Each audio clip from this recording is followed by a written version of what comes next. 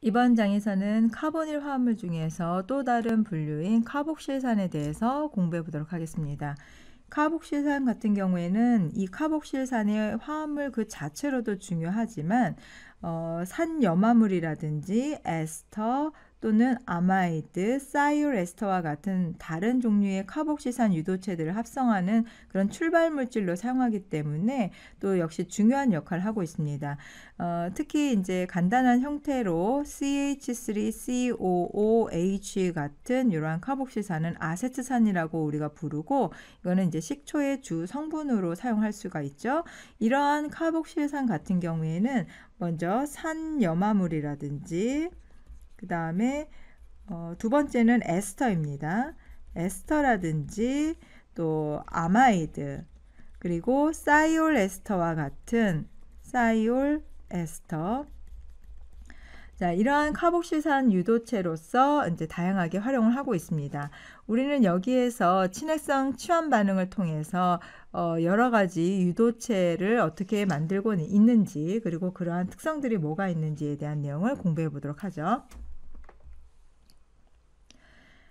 카복실산의 몇 가지 일반적인 반응이 이제 다음과 같습니다.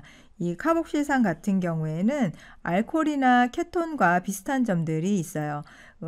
알코올같이 카복실산은 양성자가 이탈돼서 이와 같은 음이온을 형성을 할 수가 있고요. 이 음이온 같은 경우에는 SN2 반응에 좋은 친액체의 역할을 할 수가 있습니다. 또 케톤에서처럼 카복실산은 카보닐기에 대해서 친액성 첨가 반응을 할 수가 있어요.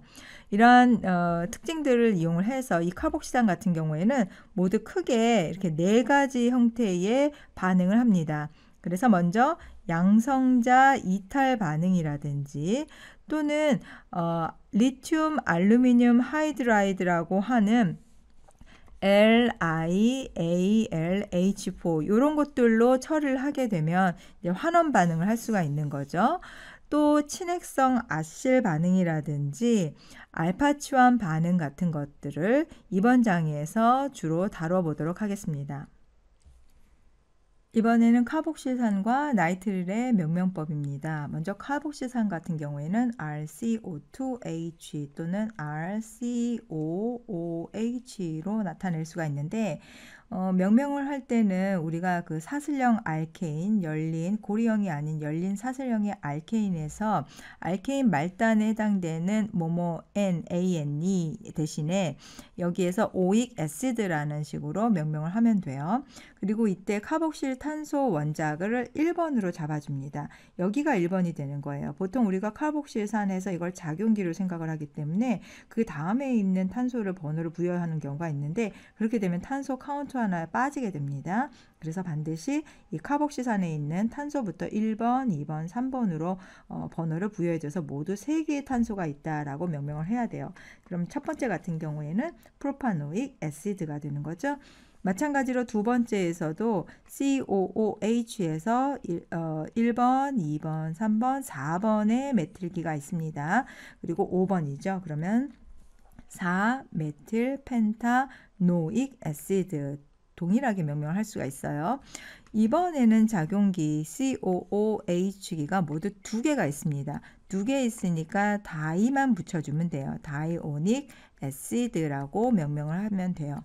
그런데 여기에서는 번호를 이렇게 부여를 하면 여기 자리에 3번에 에틸기가 있고, 이렇게 번호를 부여하면 이번에도 3번 자리인데 메틸기가 있습니다. 이 경우에는 알파벳 우선순위로 정하기 때문에 번호를 여기서부터 1번, 2번, 3번으로 하고 모두 8개의 탄소가 있습니다. 그래서 3 에틸이고요. 세 번째에 에틸이 있고 6번째 자리에 메틸이 있습니다. 그리고 모두 탄소가 8개가 있기 때문에 옥테인이고 다이 2개의 오익 애시드 2개의 그 카복실산이 있다라고 명명을 해주는 거죠. 이번에는 고리형입니다. 고리가 붙어 있는 경우에 COOH기를 갖는 화합물은 전미사 끝부분에 칼보실릭 애시드라고만 붙여주면 돼요. 그리고 이런 경우에는 이 카복실산에 해당되는 탄소는 따로 번호를 부여해 주지 않습니다. 그리고 이 치환기로 있는 경우에는 카복실기다라고 명명을 해 주는 거죠. 그래서 첫 번째 같은 경우에는 먼저 이 카복실 이 산에 해당이 되는 COOH와 알코올에 해당되는 하이드록시기 OH기가 있어요. 이때 번호를 누구를 우선으로 부여해 주느냐? 우선순위가 높은 걸 번호를 부여해야 되겠죠. 낮은 번호로. 여기에서는 카복실산이 우선순위가 더 높습니다. 우선으로 해줘야 된다는 얘기예요.